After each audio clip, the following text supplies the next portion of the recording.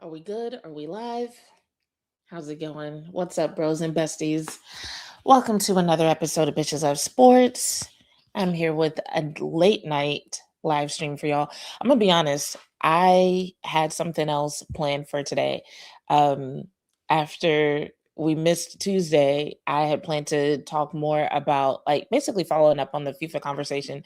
And then lo and behold, the Cowboys made a move today. So I'm just like, all right, we will postpone that conversation.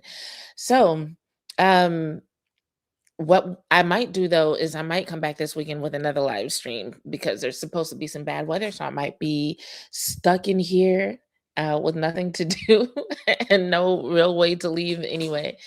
But speaking of, I hope everybody's staying warm. I hope everybody's staying safe. I know here in Fort Worth, they are trying to clear out the HEB. It's crazy.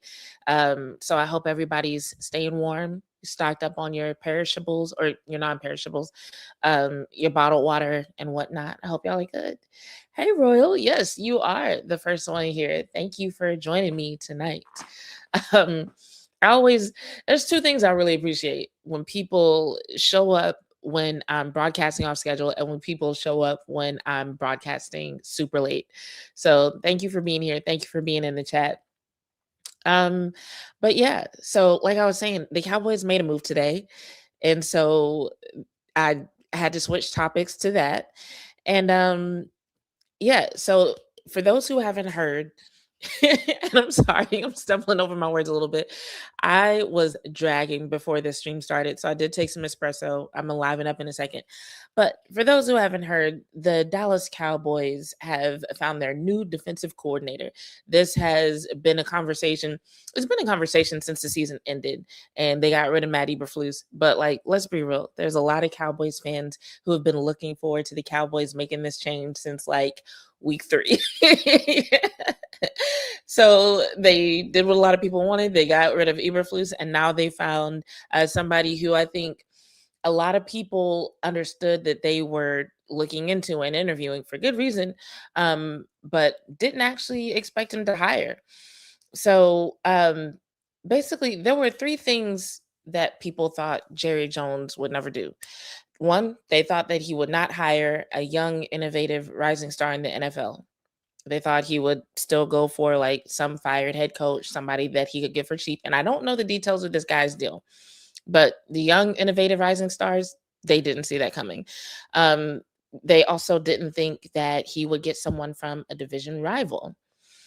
And lastly, a lot of people didn't think that Jerry Jones would let somebody black be the defensive coordinator. There are a lot of people who still think the Cowboys um, just kind of have that sort of bias to where that would never be the case. And this guy, Christian Parker, happens to be all three of those things. I meant to pull the picture up. It's not up. But if you saw the thumbnail, you saw what he looks like. He's a young guy. He's like 34 years old. I think he just turned 34 in December. So relatively young when it comes to, the typical coaching age in the NFL. So yeah, this is definitely a deviation from what people expect from the Dallas Cowboys. But there are a few of us who did kind of see this coming somewhat. So this is a quote that was written by Joe Hoyt for Dallas Morning News, and this quote came out last week. And so in an article that he wrote about the Cowboys DC search, he said, after they fired Eberflus, Jones also acknowledged that focusing on a redemption arc might not be the best way to find a new defensive play caller. And this is the quote from Jerry Jones. He said, I say to our fans, the way we've done it, I assure you, the way we've done it in the past, that alone will cause me not to do it that way now, Jones said. So I'm like, props to Jerry Jones for, at the ripe old age of 80, what is he, 83, 84? He's still realizing that he's making mistakes. He's still realizing that there are things that he can improve. So I definitely respect that from him. I also love the hire, Royal. And we're going to talk more about why I love the hire later in the episode. But I was surprised by it, but also like super, super proud of the Cowboys for evolving the way that they make these hires. I actually had a conversation recently, and I don't know if this is one of the clips that he put out, but I was talking with Kalu of Dope Content, and we actually got on the topic of the Cowboys doing things different this offseason. And if you know him and you know me, Kalu's been a Cowboys fan longer than I've been following the team. And so he was kind of coming at it from the perspective of someone who's seen the Cowboys kind of do the same things over and over again. And so he was not buying the idea that the Cowboys might do something different this offseason, that they might make their decisions in a different way. Whereas I was like, look, I've been following the Cowboys for a few years, not as long as you've been a fan. However, I see a difference in the pattern. I see a difference in the way that they're talking. I see a difference in who's at the table, who they're listening to, how they're talking about certain things. And those are the kinds of things that I tend to look for. So it's like, for the people who were so emotionally scarred that they just could not fathom that the Cowboys might do something different, that they didn't want to allow themselves to feel optimistic and hopeful. I mean, hey, that's between you and your fan related trauma. But me, I kind of anticipated that they would move differently this offseason. And in my opinion, this move is just the start of that. This move is just the start of that. And it's necessary for them to make the rest of the moves that they need to make. Because, like I said before, they're going to have to do something different with that defense. And in order for them to figure out what to do with the defense, they had to make this hire in order to start planning how they're going to overhaul the personnel. So, but we're going to get into that in a second. I want to take a look at what y'all are saying in the comments, and then we're going to do a couple of shout outs and call outs, and then come back to this topic of uh, the new DC hire. Oh, there's not that many comments yet. But hello to I love weed. How are you doing? Thanks for joining us in the chat. Okay, so real quick, we're gonna do some shout outs and call outs. So my first call out is I'm calling out the WNBA. Basically because it's getting to the point where these CBA negotiations hardly make any damn sense. Um, so the WNBA put out their anticipated schedule for the 2026 season, which is set to start on May 8th. Cool. But I was listening to one of the WNBA podcasts recently. I forget which one. I think it's the one that is hosted by The Athletic. And they were talking about where the differences are in the negotiations. And now y'all know me. I've definitely been in support of the players getting paid more, getting what they deserve, having the proper percentage of the revenue that the WNBA has been able to acquire because of the work that these players put in. But then I'm listening to this podcast and some details are coming out. And apparently, where they're stuck right now is in how they calculate the revenue, like what counts as revenue, and then also the percentages still. And it seems like the WNBA wants to calculate it in a way. Basically, they're taking teams' profitability into consideration. And it sounds like the WNBA PA is trying to calculate revenue in a way that does not take profitability into consideration, which I'm like, that makes zero sense whatsoever. So I'm hoping there's just some confusion in that regard, because at this point, everything that's going out to the fans just sounds ridiculous. Of course, you have to take into consideration the profitability of the teams. Like, it's one thing to get a certain percentage based on the growth of the league, but it's a completely different thing to just be like, well, we think we should get that percentage regardless of whether or not it means a particular team or franchise is in debt. I don't understand. So that's why I'm calling out the WNBA, because I'm just like, if y'all can't get it together, at least on that front, y'all need to try to keep a little bit more of this information in house. Okay. Um, so my next hold on, where is it? My next shout out is to the rest of the NFL besides the Dallas Cowboys. So, real quick, shout out to the teams that are keeping the NFL drama going during the offseason. Especially Terry Pegula and the Buffalo Bills, because this Sean McDermott situation has just been the gift that keeps on giving when it comes to the headlines and the press conferences. So, in case you missed it, Pagula essentially went into a press conference and threw McDermott under the bus as a reason for not only the results of the team, but also for their emotional disposition after being eliminated from the playoffs. And then he dragged Keon Coleman into some bullshit that, like, they weren't even asking about Keon Coleman. Someone asked Brian Bean about the wide receiver room in general, and Pagula literally interrupted, offered to answer the question, and then just started talking about how didn't nobody really want Keon Coleman there anyway, except for some people on the coaching staff. It was kind of ridiculous. And so now you have a situation where Keon Coleman's agent is probably looking for his next home.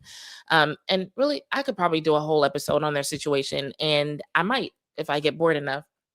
But here's what I think happened with Pegula. I think Pegula was like listening to the public backlash. He was feeling pressure from the public backlash, and he was trying to justify the decision to promote Brian Bean while firing Sean McDermott. And he heard all the stuff that people were saying, all the noise that they were talking about, how people felt like that was a dumb decision. And this is where listening to the outside noise gets you in trouble, because a short and sweet explanation would have sufficed. As a matter of fact, a press release instead of a press conference would have sufficed. But no, he made the decision to go out there, start running his mouth, and basically he ended up making his decision making process look very personal and very emotional, and it gave the public a lot more to speculate on than they would have had otherwise. um, and so I also want to point out that this is Pagula's first press conference in 6 years, and it definitely made me wonder when it comes to, like, when I compare it to responses to like some of Jerry Jones' press conferences and things that he said in public, right? Sometimes I wonder if, when I hear stuff like this, is Jerry Jones as bad of an NFL owner as we think he is? Or is it that we just hear from him more? Because honestly, when it comes to PR, like what Pagula did, that was a hot mess. And we be talking about Jerry Jones like, oh my God, he's always causing drama. He's always in front of cameras, da da da. But then you hear what other owners say, like this situation, and then the Ravens owner, when they were talking about this, the decision to get rid of Harbaugh, and what he said about like, oh yeah, he probably would have had his job for maybe another week. And I'm just like, nah, maybe these owners just be out here talking reckless, but Jerry Jones is the only one that we ever actually hear from. So I don't know. But all that brings me to my last shout out, which is to the Dallas Cowboys. As mentioned earlier, the Cowboys have already started off the offseason making good decisions, and they've really been on their best behavior when it comes to the headlines and the public perception. We haven't heard any disparaging remarks about Pickens or anyone else who's up for a contract extension or any of the important free agents. There's no headlines about tension between Jerry Jones and some agent. What's up, JV? Good to see you in the chat. Hell, Trayvon Diggs got released. He's a free agent now. Packers said, we changed our mind. We've heard nothing from the Joneses about that whole situation. We haven't heard any slick comments from Jerry Jones about any of this. And so I do hope this trend continues, because even though it makes writing about the Cowboys a little bit more challenging, I do kind of like the idea of seeing where the organization could go, like how it could operate with these new positive vibes. So I'm into it. All right. So that brings us to the topic of tonight, one Mr. Christian Parker.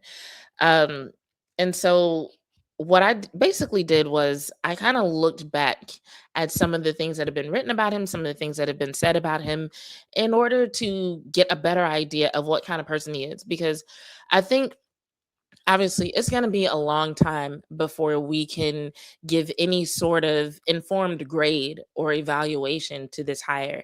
But I do think it's a good idea right now to kind of look at what we can find out about him, to say like, okay, what was it that probably led the Cowboys to saying like, this is a guy.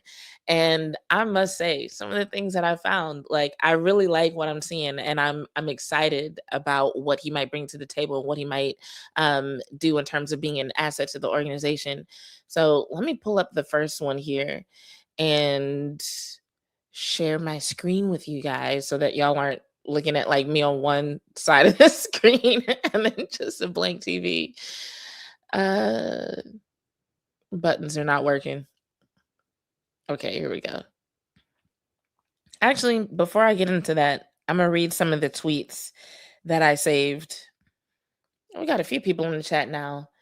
That's a really long name. People historically over, I don't know what that is, but thank you for the compliment.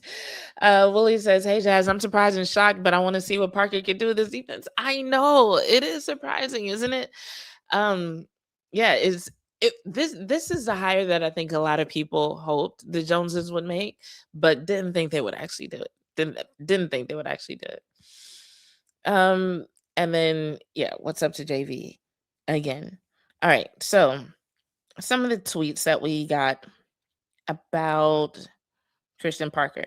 So, um, Ed Werder tweeted, Packers HC Matt LaFleur had Christian Parker on his staff first 2 years in Green Bay and interviewed him for the Packers defensive coordinator job in 2024 before they hired Jeff Hafley.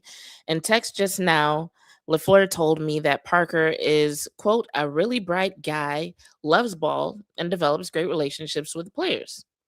Cool, cool. John Machota tweeted, um, ever since the Eagles hired Christian Parker in 2024, it was clear he was not going to be around for long. Players gushed about his attention to detail, skill development, and ability to connect with everyone. Um, and then one more tweet says, it just acknowledged that he developed Quinyon Mitchell, Cooper DeJean, and PS2, Patrick Surtain II in Denver, who eventually became the 2024 Defensive Player of the Year. So those are all really good compliments, but they definitely follow the trend of what Christian Parker has been bringing to the tables for a long time. Bringing to the table. I still have that echo in my ears, so please forgive me if I say anything the wrong way, pronounce anything wrong.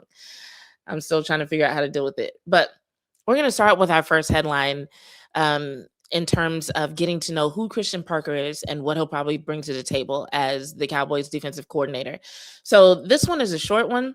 And this whole segment is going to be kind of like think of it as an extended read and react. So we'll just bring up a few articles. I'll read them and then tell you what I gather from it for anyone who hasn't seen me do read and react before. So this one is something that was published by denverbroncos.com. It says Broncos Christian Parker selected to participate in the NFL Coach Accelerator Program. So there's not much in this article, but the reason why I brought this one up is because if you're not familiar with the NFL's Coaching Accelerator Program, it does focus on diversity, but it also focuses on minority candidates, and that's minorities racially as well as by gender, so women. But it focuses on candidates that they see not only as bright, not only as promising, but people that they see being future head coaches in the league. So this means that a few years ago, there was a panel of people who had to decide if he should be in this program. And as far back as 2023, they were already saying, we see Christian Parker as a potential head coach in this league. And so I really like that because it's like, not only did the Cowboys bring in somebody who's young, somebody who seems ready to relate to the players. Okay, he's black. I don't know how many euphemisms I can use to say like he's black, and that's weird for the Cowboys. My bad. But like, not only is he innovative, a rising star, but like he has so much potential that people see him becoming a head coach one day, which is not something that you can say about every passing game coordinator, every DB coach, right? Which is what he was before he ended up getting this spot with the Cowboys. So like when it comes to someone who's young and innovative, the Cowboys like really did their big one in that department. So the next one that I want to pull up, let me see where it is. Here's another headline from 2023 from when he was with the Broncos.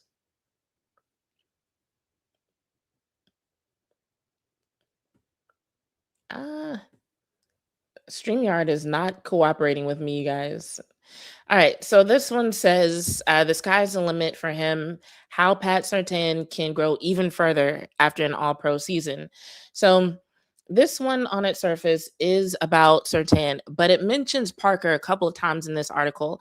And so what I liked in this particular article is how Parker talked about Surtain.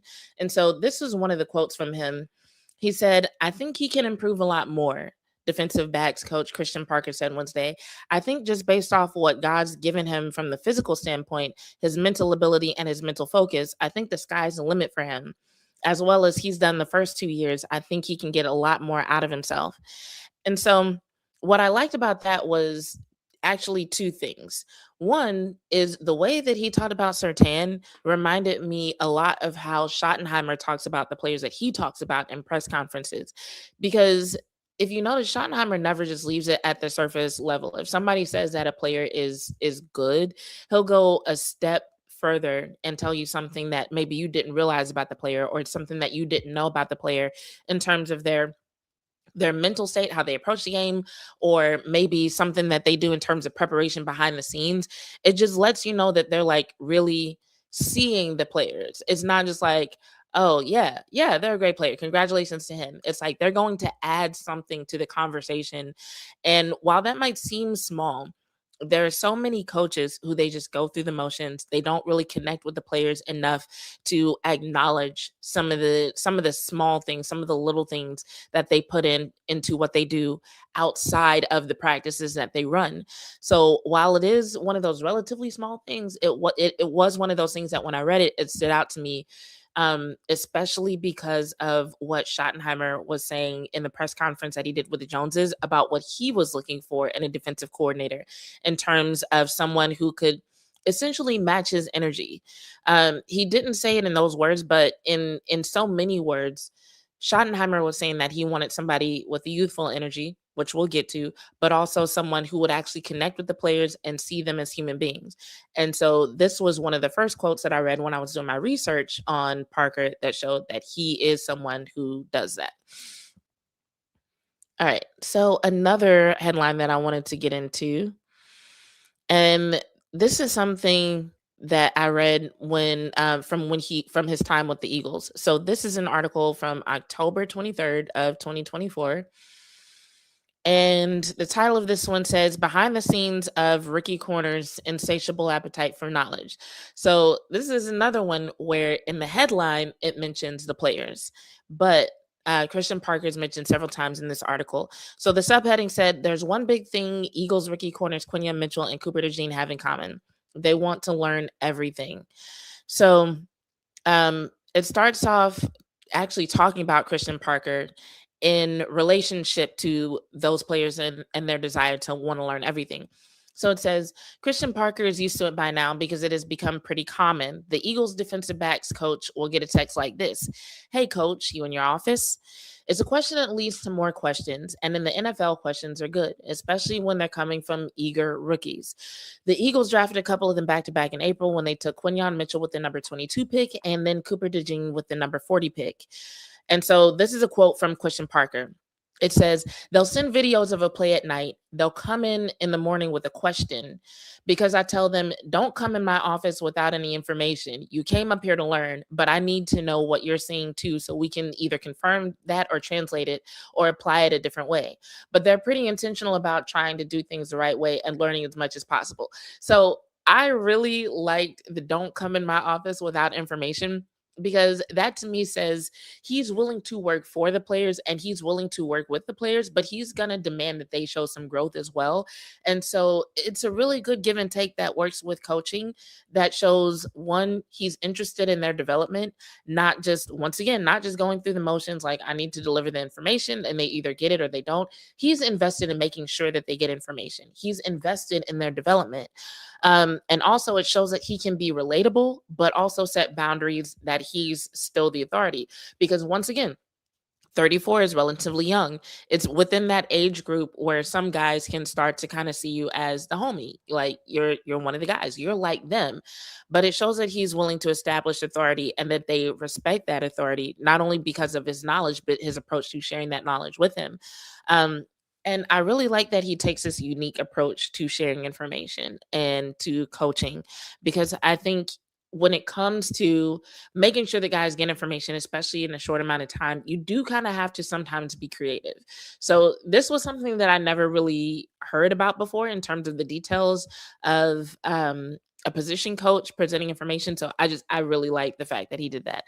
Um, but it goes on to say Mitchell and DeJean have gotten into a groove of asking a bunch of questions in meetings, but they're constantly bringing questions to Parker outside of meetings too. When they go home at night with their iPads, the rookie cornerbacks will send Parker clips to know how to play a certain coverage or to ask him about a specific matchup. what he sees from a receiver, or what technique to use on any given play. Sometimes those texts arrive well after everyone has left the NovaCare complex for the day. Mitchell said that he'll text Parker as late as 10 or 11 at night. It's good to have that relationship with the coach, DeJean said, to be just one text away and ask him whatever questions we need to. Love that. And so this is one of the articles that I might link to it in the description in case y'all want to check it out. But basically, like I said, it goes on and mentions him a lot in the article. But that beginning section really talked about not only his approach to coaching, but his approach to making sure that players are actually learning the information. Because, like, when you think about it, like, one thing about coaching in this capacity, the only thing you're technically responsible for is making sure that players get the information. And if for some reason they don't absorb it, if for some reason they don't develop, they don't take it in, that can easily be dismissed as a them problem. And we've even heard about that happening with various players in the league, where we hear about them not studying enough or not prioritizing the right things. What we very rarely hear about is, okay, what was that coach's approach? What was their strategy? What did they adjust or do differently to try to get that player engaged? And so, to me, from my perspective, this says that Parker's willing to go above and beyond to make sure that guys get the information. And with him being in a DC position, now he's in a position to ensure that other people on his staff are actually approaching the players the same way. So I feel like there's a good chance that we're not going to have just Parker doing this with the guys, but that he's going to train his staff and expect his staff to also interact with the players in a similar way. And when it comes to, especially on the defensive side of the ball, like the more knowledge they have, the more information they have, the smarter they are on defense, the better that they're going to perform. All right, so let's go to another one. So this one is from, I think this is another one from Denver. This is from July 4th of 2023. And so I think this one was initially published somewhere else, but it was behind a paywall, so I had to find a free version of it. So it says how star assistants Christian Parker and Marcus Dixon have developed or have helped the Broncos defense transition to Vance Joseph's system. So this one was interesting to me because if y'all remember, when Sean Payton took over for the Broncos, they were talking about how he wasn't a fan of Hackett and Hackett's staff. And so Christian Parker was one of, I think, two people that Sean Payton actually kept from Hackett's staff. And so to me, that said something, because I'm like, okay, so Sean Payton, who's a Super Bowl winning coach, who has turned teams around, who has turned quarterbacks around, who has a well-respected reputation with the NFL, thought enough of Christian Parker to be like, you know what? Everybody must go except for you and you. And Christian Parker was one of those people. So I was like, okay, I think that says a lot. But here's some quotes from, I'm trying to remember who was saying this about Parker. Let's see. I don't remember who gave this quote. Well, anyway, we'll start reading. Maybe it'll say who said it. But it says, the Broncos had a substantial amount of good tape last year on defense, particularly in the first half of the season. They finished 10th in DVOA, a Football Outsiders efficiency metric, and near the top of the league in several categories, including yards allowed per play, third down conversion percentage allowed, and red zone touchdown percentage allowed. Only the New York Jets allowed touchdowns on a stingier percentage of opponent drives than the Broncos. And so, there's this quote: "You're always trying to learn and grow." And with him coming in, his mindset, it doesn't matter whether he was here or somewhere else. I guarantee you he's still trying to learn and grow, Dixon said of Joseph. Oh, wait, this isn't the quote I was looking for. Is this one? My bad. Let me scroll down. So this is something. This is where Sean Payton was talking about his decision to keep Parker and Dixon as the coaches on his staff from Hackett's staff. So it said it didn't take Payton long to identify Parker and Dixon as coaches he wanted to retain. The incoming coach also had an interest in keeping Avero, sources told the Post at the time, but he was eventually released from the contract and picked Carolina among several options. Payton got an early recommendation on Parker and Dixon and then matched his own first impression. I knew former Broncos senior assistant Dom Capers. I hope that doesn't age me, Payton said. There were not many people I was familiar with from Hackett's staff, but those guys were very impressive. I think I've got good instincts, and I feel they were good teachers, and I felt passion with them. Clearly, they were not handpicked by Joseph, considering that they were part of his interview process, not vice versa, but he's arrived at the same conclusion. Joseph coached defensive backs before becoming a coordinator, so he's in a particularly strong position to evaluate Parker. He's a sharp man, he's a star. He's a great partner to work with. As a veteran coach, I've coordinated for about 7 years now, speaking with Christian every day and bouncing ideas off of him from what he's done with former Broncos head coach Vic Fangio and the guys in the past has been fun. We're making changes and growing off what they did last year. So in this article, you've got two veteran coaches who have said not only is Parker a good coach, but he's a good teacher. They described him as a star. So someone who stands out. So I'm bringing this one up just to point out for anyone who thinks that Parker might be just like a typical run of the mill DB coach who just so happened to coach some really good players. Like if you're thinking that it was a coincidence that he ended up developing DeJean and Quinyon Mitchell in the ways that he did. What we're seeing here is people who are evaluating him for the traits that he brings to the table, the knowledge, his style of coaching, his style of teaching. And regardless of the results that he got from other players, because Hackett got fired. So regardless of all of that, they're looking at this guy and saying, like, no, this guy is a star. This guy is an especially good coach. Even outside, like this was before he even started coaching the names that I just mentioned. So it's not a coincidence. It's not that he just got this reputation. It's not that he got this reputation after the Eagles won the Super Bowl. Even before then, he was already being looked at as a rising star in the NFL and one of the better coaches, even as admitted by these veteran coaches. And I think I have a couple more I want to get into before we get into discussing what he's going to do for the Cowboys. Let's see.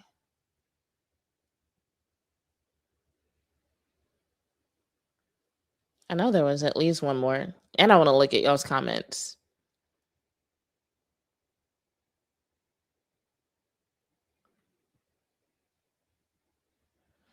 Okay, so yeah, there's two more. One is about, it has some quotes from before he started coaching in the league, and the other one is my personal favorite from this list of articles.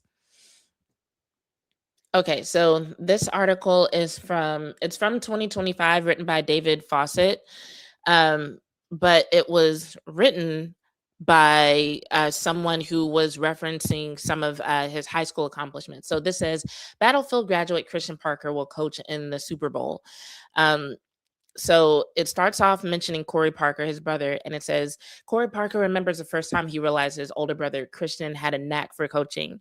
It was during off-season workouts at Long Park in Haymarket when Corey and his other brother Colin were in middle school.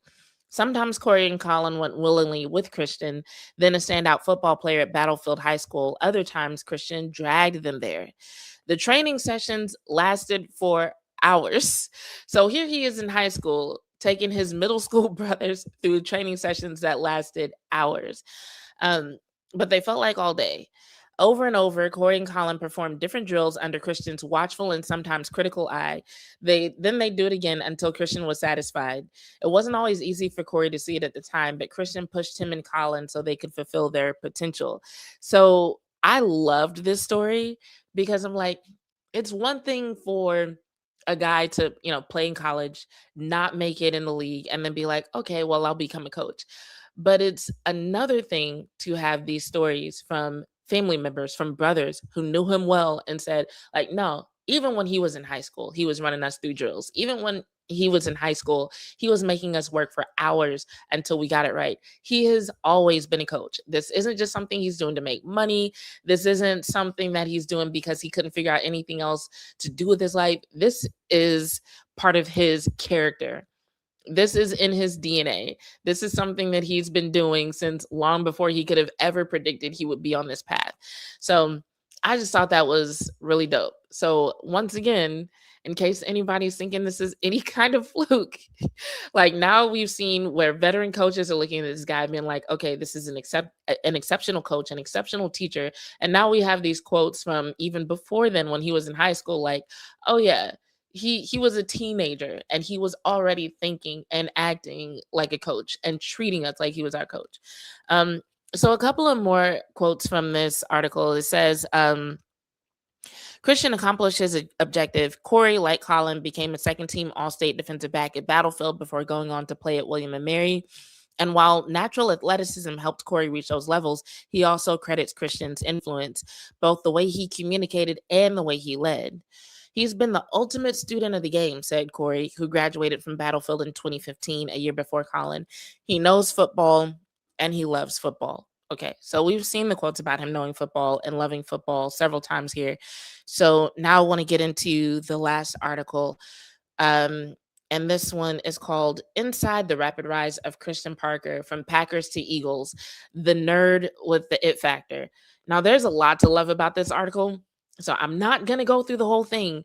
But when I saw the word nerd, like that's what really made me like this guy for real, because y'all know I love nerds. I love all kind of nerds, but like especially when you're a nerd at what you do, you're a football nerd, and you're so much of a football nerd. This isn't him calling himself a football nerd. The reason why nerd is in quotes is because other people were calling him a football nerd. But let's scroll down. So it starts off with a story about his connection with Jair Alexander. And so it says, Jair Alexander needed Christian Parker in ways he never realized. During the Green Bay Packers 2020 training camp, right before Alexander's first all-pro season, Alexander escaped, that's a weird choice of words, but Alexander escaped the team facility midday and found a local park where he could take basketball shots and clear his mind. He told the 28-year-old quality control coach, somebody in the lower rung of the organizational chart, but with whom he'd formed a connection.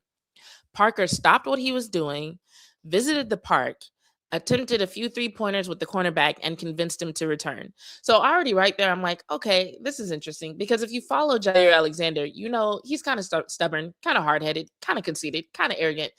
And so the fact that out of everybody on that coaching staff who he probably should have told what he was doing, he hit up Christian Parker. And not only did he hit up Christian Parker and Christian Parker stopped what he was doing and went there, but he was actually able to get stubborn, arrogant Jair Alexander to bring his ass back to the facility. So I'm like, okay, that's telling me something. This is good. The story continues. I was definitely going through something at the time and needed somebody to talk to, Alexander told The Athletic this week. He came to the basketball court where I was and we talked. I told him I had that relationship with him. Alexander is back with Parker on the Philadelphia Eagles, but will not make his debut this week. Blah, blah, blah, blah, blah. No. Let's go. Keep going. Parker has been a major part of the development of ascending Eagles cornerbacks Quinyon Mitchell and Cooper DeJean, just as he was in Green Bay with Alexander and in Denver as a position coach for eventual Defensive Player of the Year, Patrick Surtain II. And this is a quote from Parker. He said, "You learn as much from players as they learn from you in different regards," Parker told The Athletic. So with Alexander or any of the players, it's how do they learn? What makes their brain click when you're on the field? Players point to Parker's age and relatability. That belies his enduring value as a coach. Nick Sirianni pushes back on the expression, quote, "People don't care how much you know until they know how much you care." No, players must realize that you know what you're preaching. There's value in Alexander trusting Parker as a person, but trust was also earned by the video cut-ups Parker presented, the nuances of technique discussed, and Parker's attention to detail. So I absolutely loved this section of the article because now we're seeing, okay, not only is he a young guy who can connect with the players, he's someone that they connect with and someone that they also trust because he knows the game. So he's connecting with them and earning their trust on multiple levels. And in my opinion, while being able to connect with the guys is important, earning their trust because of your knowledge and because they know that you know what you're talking about is even more important, especially as a position coach and especially as a DC. And so then it goes on to a quote from Mike Patine, and it says, "We just knew from the jump the thing that's always struck me with Christian is just how mature he is beyond his years. You come to realize in coaching, there's got to be a kind of it factor with coaches, someone that has a presence, that he's well respected. And it's easy for me to see why he has progressed so quickly and has gained a reputation that he's gained in a short amount of time he's been in the league. Parker describes his first month in the NFL as that moment you first walk into a museum. Where do you look first? He had navigated the college coach rankings in his early 20s from Virginia State to Norfolk State before he was old enough to rent a car. So it goes on to talk about, just how he ended up in the league. And you can kind of look that up on Wikipedia, and the fact that he didn't play in the league, which we've already talked about. And then it goes back to a quote by Jair Alexander. It says, "He's definitely like a nerd," Alexander said. "That's all he does." Parker worked with the cornerbacks and nickels, but his responsibilities were wide ranging. Part of why he explained quality control is earning a PhD in the NFL. Okay, listen to this part. He made video breakdowns, drew plays, ran scout team, and coordinated individual drills. Patine put Parker's technological skills to use. It helped to be a 20 something in a league of middle aged coaches and created clips from 2-minute situations around the league. He made presentations to the cornerbacks on Friday. On game days, Parker was Patine's eyes in the coaching booth. He offered opponents' tendencies while the game unfolded. Parker could synthesize information and offer 3 or 4 actionable nuggets. Um, and then it goes to a quote from Parker. He said, "If you have access to it, why not try to learn it and figure it out? I was going to stay in the facility and watch as much tape as I possibly could, learn and ask questions offensively and defensively, and try to learn both sides." By the way, he did play both wide receiver and cornerback earlier in his career. Um, and then it goes on and says, where there was one more quote I wanted to look at.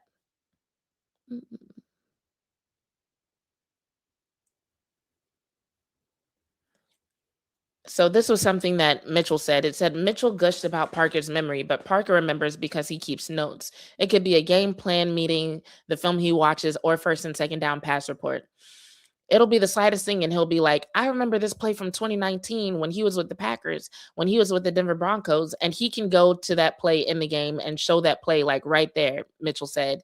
He's detailed in everything that he does. So, like I said, this is a pretty long article, but what it touches on is everything that Schottenheimer and the Joneses talked about in their press conference was pretty much touched on in this article. So him being someone who could bring youthful energy to the team, who could connect with the guys, but also the fact that he's committed enough to go above and beyond in his responsibilities when it comes to not only delivering information to the guys, but also he's cutting up tapes. He's bringing his own past information to the table to the point where they're calling him a football nerd.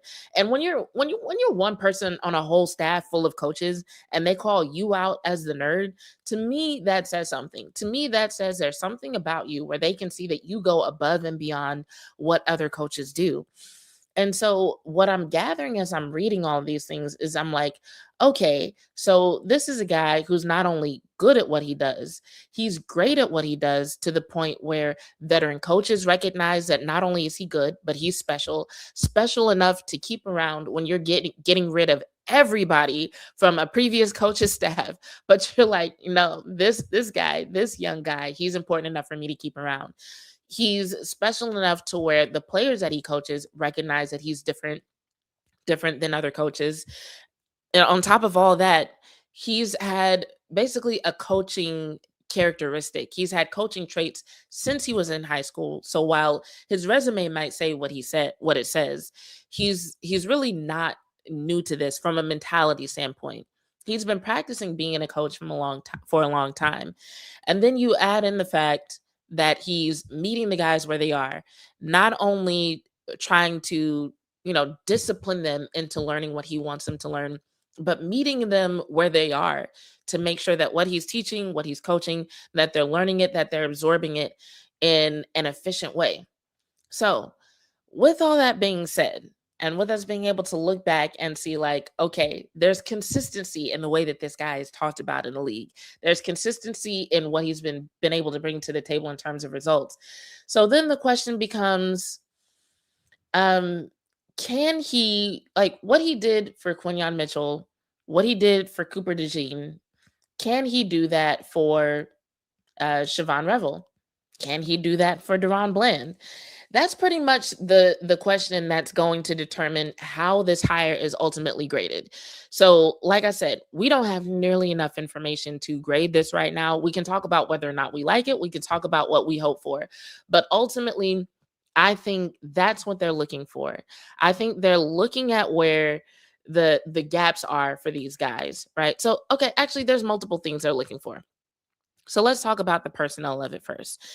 I think they're definitely looking at where the gaps are, right? Because one thing that we talked a lot about in the 2025 season was the fact that it just seemed like under Eberflus's system, whether it was Eberflus himself, whether it was the entire coaching staff, whether it was a scheme, whatever, it just seemed like everybody on the defense looked worse than they should have looked. There were guys who just looked phenomenal in 2024 that all of a sudden looked like shit on the field in 2025. Guys who looked good coming into the team or good in their first year. Like, the way Shavon Revel was talked about like before 2025, the way DaRon Bland was talked about before 2025 pre-injury. And then all of a sudden, just everybody's looking pitiful. Everybody's looking lost. Everybody's looking confused. Everybody on the defense looking like they forgot how to play football. It was just weird. I know that's a lot to say and then classify it as weird, but it was fucking weird. Um, and so I think one of the things that Shotty and the front office was looking at is like, okay, so clearly it's not a lack of skill. It's not a lack of talent, at least not for everybody. There may be some people who you could make the case for that's like, okay, they need to go. We could get some more skilled people here, right?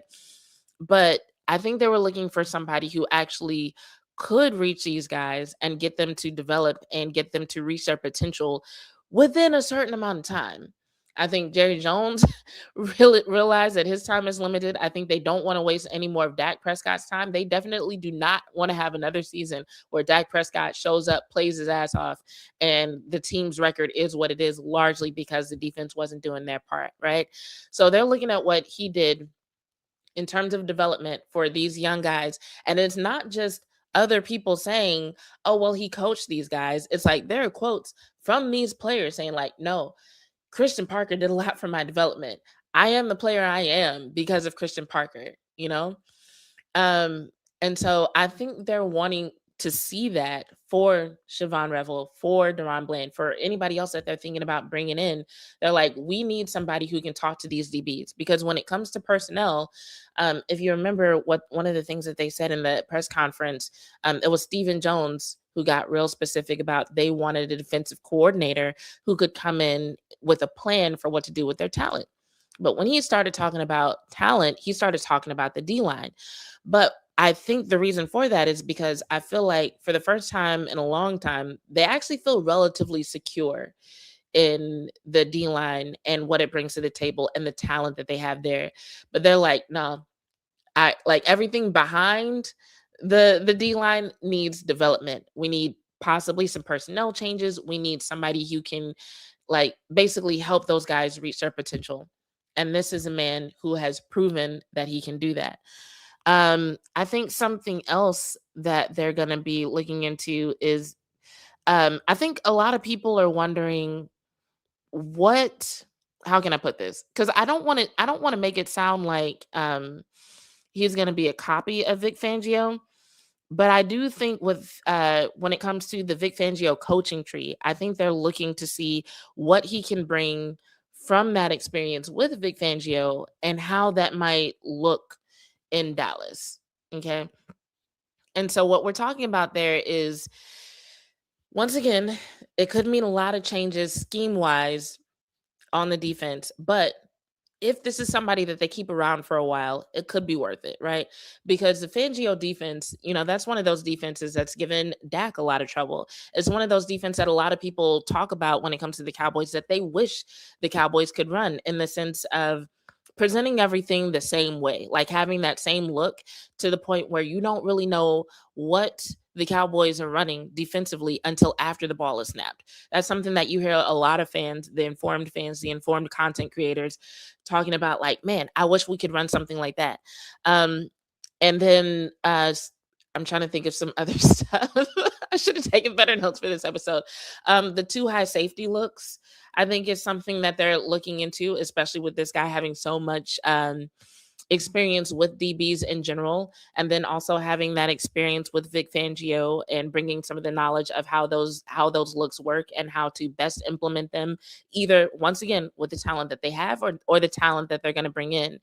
Um, so if he runs a similar defense, and once again, we don't know what he's going to run. I think people are kind of assuming that it'll look the same because, like, well, if you do know the Fangio system, like, why not run it? But we don't really know what he's going to bring to the table. I don't think anybody's gotten a quote from him in terms of what he's planning to do. But, these are just assumptions based on good things that they've seen Fangio do that they think are duplicable if you have the knowledge to be able to teach it. So, I know the scheme he usually used. Hold on, actually, let me pull up something.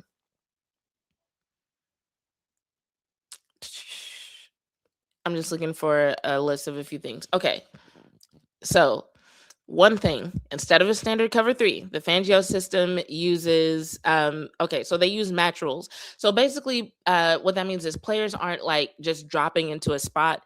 They are learning how to react to route concepts in real time. So think of it as like once a receiver enters the area of a DB, at that point they start playing more of a man style, like a man-to-man style. So that's one of the bigger differences that we'll see, especially from this past season, um, to where, especially when we saw some of the situations where it felt like the DBs were like leaving a lot of cushion, or where it seemed like they didn't know like what was whose responsibility. There was a lot of confusion when it came to zone. I feel like if they were to bring the quote unquote match rules as they're discussed whenever they're talking about the Fangio defense, that's something that could resolve that. Especially if we think about some of the things that we said when it comes to Shavon Revel and what he was showing towards the end of the season, and the situations where he looked really good versus the situations where it seemed like he lost a step. The match rules are something that could kind of fill in that gap for a player like him. Um, we already talked about the two high safety simulated pressures. So the Cowboys kind of did that a little bit sometimes when they were being like when they were trying to be creative, but it wasn't often. And the way the simulated pressures look under Fangio's defense, I think it's going to play out a lot different than what Eberflus was trying to do, because essentially what they did was they would show 5 or 6 rushers, usually end up sending 4, but they would have a D lineman or linebacker drop into one of the passing routes or passing lanes. And so, as you know, simulated pressures, a lot of times it creates confusion for the DB. And then the way Fangio typically runs his 3-4, let's see. So they have the 4 down look with the stand up edge rushers. And so the purpose for that, from what I understand, was to clog the rushing lanes to make the run game more predictable.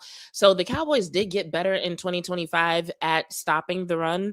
Or I should say they got better throughout the season. I should say, let me clarify that. They got better at stopping the run throughout the season. Um, Largely because of the talent that they added to the D line. But this is something that I think you could take the concept and you could teach it to D linemen like Kenny Clark, like Oso Digizua. And if you make that run game even more predictable, I think it's even easier to implement whatever you're going to have to implement for everything behind the D line. Because essentially, like I said, what we're going to see is a situation where we're looking at a lot of new personnel. Um, and or them having to learn things that they did not have to do in 2025. So I think the more that you can keep the D line as consistent as possible with a few changes, like this way Fangio ran the 3-4 to where they mostly focus on clogging the run lanes, and focus more of your coaching and the changes on everything behind that, because those are the areas where they need the most help. I think that could be like a really efficient way to turn the defense around and have them perform better in 2026 than they did in 2025, if that makes sense. I hope I explained that well. Let's see if there's anything else that I want to mention here. Mm. I don't know. There's a lot to be excited about when it comes to Fangio's style of defense. So, if y'all want to throw your own thoughts and predictions in the chat, feel free to do so. So let's see what y'all are talking about. Royal says, "I love what he brings to the table, Christian Parker. This is a perfect hire. Perfect. Wow, that's a lot of pressure. And we're getting more proof from him. Awesome. Love it." And who else? Gimli says, "Not gonna lie, him being a year older than me is making me feel a certain way about what I've achieved in my life." Look, don't let age get to you. One thing that I've learned is that, like, I don't want to say that age is not a social construct, obviously, because like age is age. But what I will say about age is like everything that people say about what you should have accomplished, what you could have accomplished, what you should expect at a certain age, all of that is a social construct. Age don't actually mean nothing. It means nothing. We all have our own individual stories. Red Zone Blitz podcast. What's up? Says, "Loving your content. What's your IG? We'll give you a follow. We're an upcoming football podcast." I don't know if you're still in the chat. Um, but yeah, my IG is, here, I'll type it.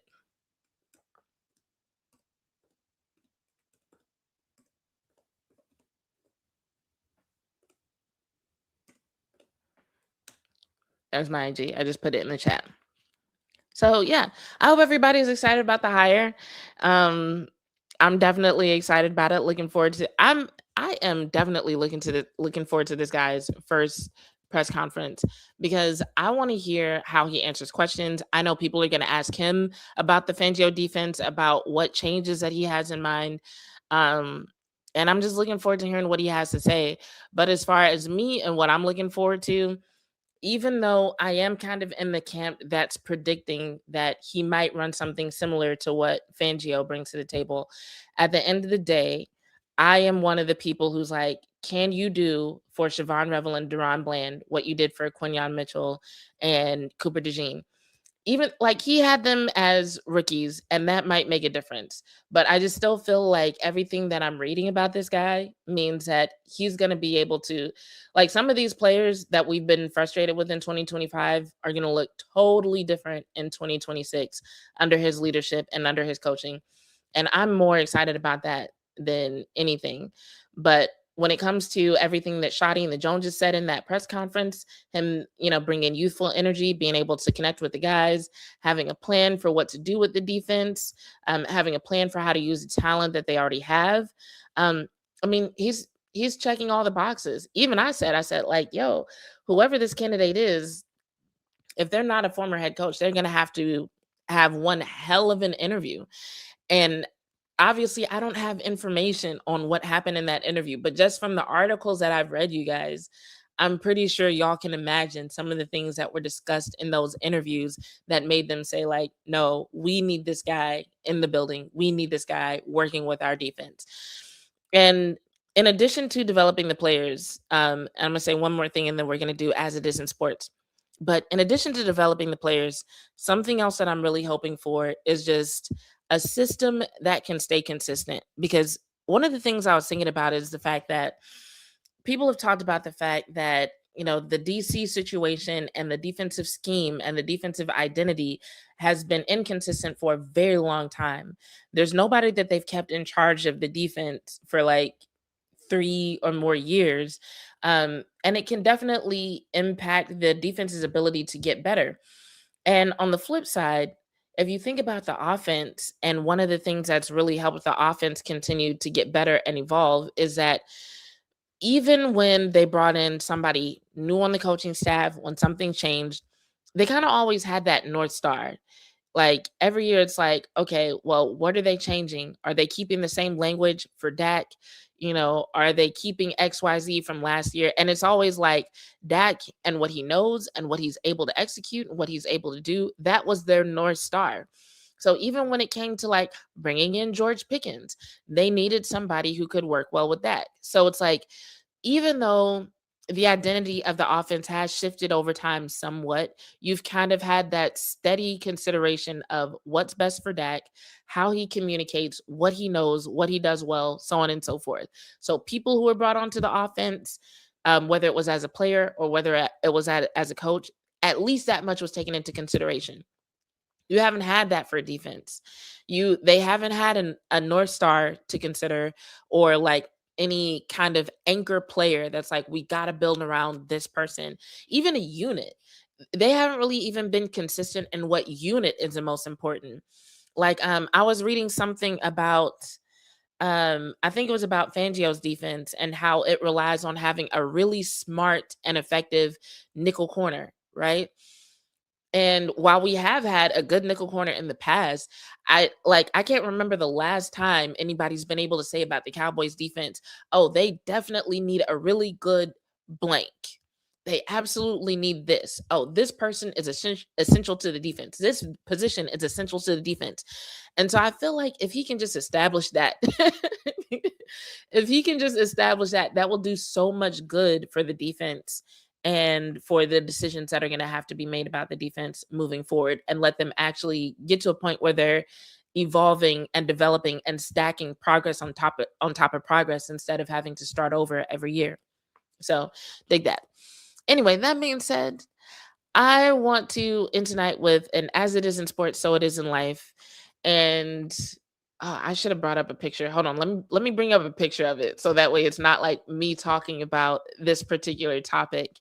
Um, and it's a picture of Nick Sirianni. Okay, hold on. This is a good picture.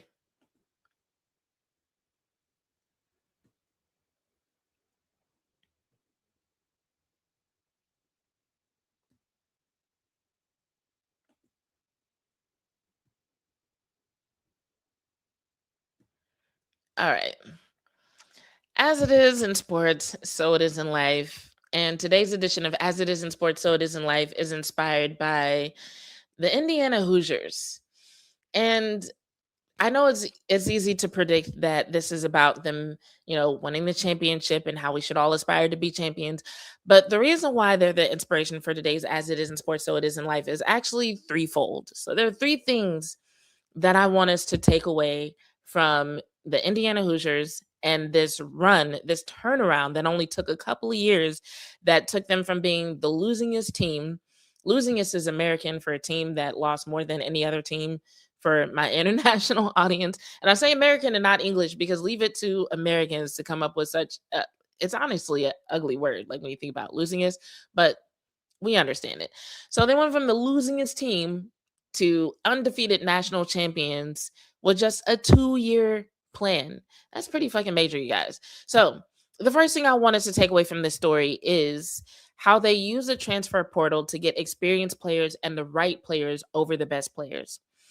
And I want us to really think about that part of their story, because it's probably the most talked about part of their turnaround, but it's very significant, and it's something that I think people with big goals can relate to, because so often when it comes to attacking our goals, we think about getting the best of everything. And a lot of times what we're thinking about is what would be impressive to other people. What would be a status symbol or a symbol of success to other people? Like, what would signal to other people that I'm doing great? Indiana didn't necessarily do that. They said, you know what? We know that we could probably go after people who are ranked here, like at the top of the list, at the top of the pile. We could throw all sorts of money at them and try to get them to come to Indiana and make our team better. But instead, what they did was they looked for people who are a good fit. They wanted players with a certain level of maturity, enough maturity so that they could come together, be on one accord, and actually make the main thing the main thing, keep the main thing the main thing, right? So they were looking for mature players with certain types of traits. I think I heard one report that said they didn't have any 5-star recruits, but they had 8 4-star recruits. So that says they're not looking for what everybody else considers is best. They're looking for what's best for them. And that is such a little practice habit among people. I even read a study recently that said a lot of people, even when they try to pick their job or their romantic partner, they take into consideration more what would make them look good to other people than what they would actually want. In other words, there are people who are like going out on dates, meeting people, And instead of thinking, does this person make me happy? Can I build a future with this person? Do I like this person? Do I find them attractive? They're thinking of like, what would my homeboys say if they saw me out with this chick? What would my homeboys think if I was in a relationship with this person? What would the girls in the group chat say if I told them that I picked this person as my dude? That is fucking bananas. What are we doing? What are we doing? So, with the first part of as it is in sports, as it is in life, I just want us to evaluate the decisions that we're making for our personal life and consider, are we actually doing what's right for us? Are we doing what makes sense for us? Or are we doing what other people say is best and what other people would look at as a symbol or a status symbol or a symbol of success? Number two, the other thing that I want us to think about that Indiana did, they paid attention to their facilities and their finances. So in 2024, the institutional support for the football program went from $5 million to $26 million. They also got $5 million from alumnus Mark Cuban, and they invested that into facilities and stadium upgrades, as well as NIL and coaching salaries. So not only did they say we're going for the right people, they said, hey, we can be altruistic all day and be like, we're going to look for the right team, but we're also going to level up our own standards. We're also going to present ourselves as something better to make sure that we can attract the people that we want. Because we don't want to say that we're looking for the right people and use that as an excuse to settle. We're actually going to step up our own game so that hopefully the right people will also meet us where they are so that we can attract the right coaches and actually pay them what they're worth.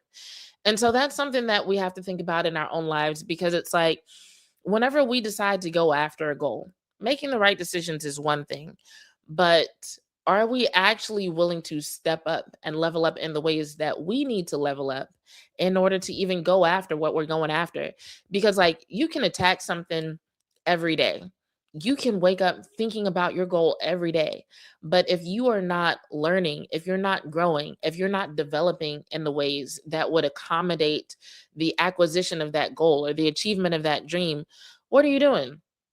For my anime nerds out there, like it's one thing to say that you want to master the Rasengan, but like, are you willing to work on your shadow clone technique to do it? Like sometimes you have to like go a couple of steps back, like take a couple of like look down the line and be like, am I actually ready to take on what I say I'm willing to work for? Do I actually have the infrastructure? Do I actually have the foundation, the setup to do what I say I'm going to do? Indiana said that they didn't, and they actually put in work to make those changes, which brings us to point number three of today's As It Is in Sports, So It Is in Life. Um, Before they even took the steps to invest in their financial situation, to invest in their infrastructure, to invest in their facilities, and make sure that they were paying their coaches, they actually had to be honest about their goals. They had to be honest about where they were and where the gap was between who they were and who they wanted to be. And I feel like that's the part of this whole story that gets talked about the least, but actually might be the most significant, because they actually had to sit down in a meeting and we're like, we're not talking about a bad team. We're not talking about one of the worst teams. Once again, losing his team in college football history. That's where they were. And they actually had to decide that they didn't want to be that anymore. Not only did they not want to be the worst team, they had to actually say, okay, we're going to go from being the worst team to we're going to be national champions. And that's significant because, like, knowing your goals and knowing your why, that's one thing. And then to be able to say your goal out loud, that does take a level of bravery, because sometimes we have goals that can be scary for us to the point where we don't even want to say out loud. We don't want other people to even hear what we're thinking about accomplishing because we know how far off it is. It's like, oh, people are never going to believe I'm going after XYZ. Just like Indiana could have been like, nobody's ever going to believe that we could actually be national champions. Like, what are we doing? Like, let's just stick to basketball. Football is not our thing. They could have done that, right? They could have settled. They did not. So they knew their goal. They had the courage to say it out loud. And not only that, but when it comes to communicating that vision so that other people can see what you see, that's a skill. That's a skill. So now we've looked at three different character traits that they had to have before they started investing money in anything. They had to know their goals. They had to know and understand their why. They had to have the bravery and courage to be able to say that out loud, and then the skills necessary to actually be able to communicate that vision. And then finally, not only do you have to communicate your vision, but in some cases, you're going to have to admit that you need help. And that actually takes vulnerability. That takes more vulnerability than a lot of people have. And that lack of vulnerability is actually what holds a lot of people back, because it's an essential step when it comes to reaching your goal. The same way that Indiana had to not only be honest about the fact that they wanted to be champions, but they had to be honest about why they weren't. Like, when they made that change in 2024 from investing $5 million to investing 26 million into their football program, they had to be honest with themselves that, like, hey, maybe part of the reason that we're not champions, maybe part of the reason that our football team is so trash is because of us. Maybe we simply aren't making the right decisions. Maybe we don't have the right people in place. And it's like, when it comes to you and your goals, like, how often are you willing to look in the mirror and think about what it is that you're doing wrong, where you're falling short, where it's not just like, don't get me wrong, sometimes outside circumstances can play a role, but sometimes we be on some bullshit. Sometimes we are just not trying hard enough. Sometimes we are making excuses. Sometimes we are just trying to get away with doing as little as possible, like getting the most results for as little as possible. That's another thing people do when it comes to dating. People want the most, but want to put in the least. And they do that in so many areas. And how often are we willing to be honest with ourselves about the fact that we're not trying as hard as we could, that we don't know as much as we should, that we're not good as we need to be in order to get the position, in order to get the role, to get the recognition that we say we want, that we just need to do better, that we need to try harder, that we need to be better. And the reason why I say that it's essential is because there's so many people that we can think of that if it weren't for them admitting that they need help, they would have never accomplished what they accomplished.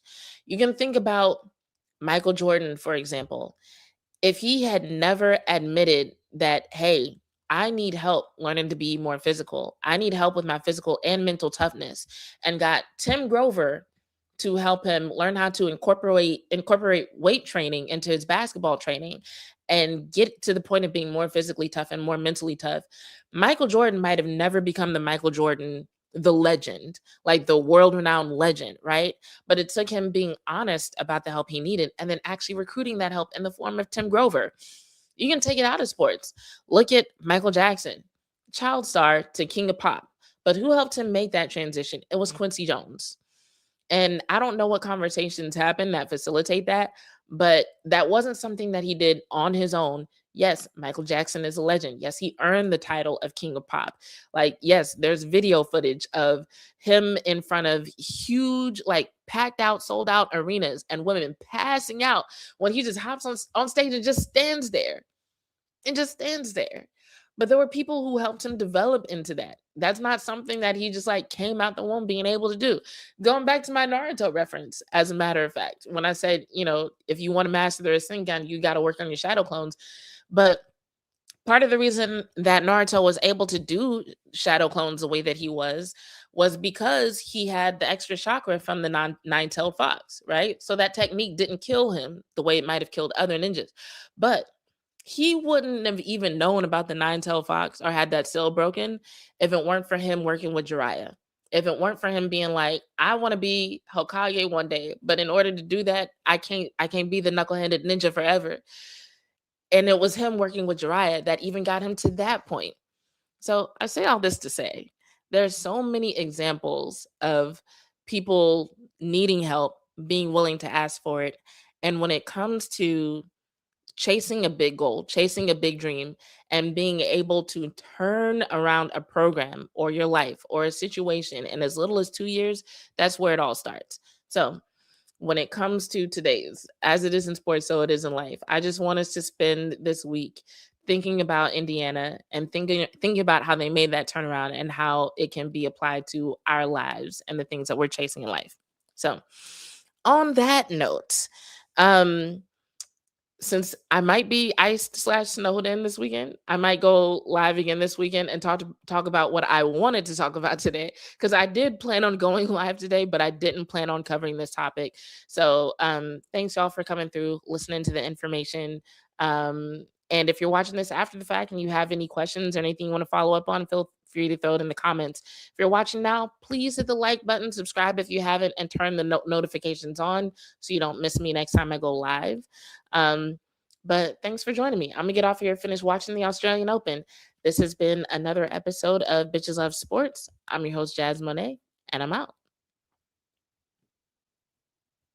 You only think of us as a bitches when you intimidated. Put it that way. I think people look at a woman and she's an aggressive woman who's out to get what she wants to get. You know what I'm saying? Ambitious, and they want to say, you know, when a male is assertive, this is what he wants. He's looked at as a strong male, but yet when I get it, you know, I'm a bitch. Exactly. And if that's what I gotta be, exactly, to get what I want and to make it somewhere, then I'll just be that.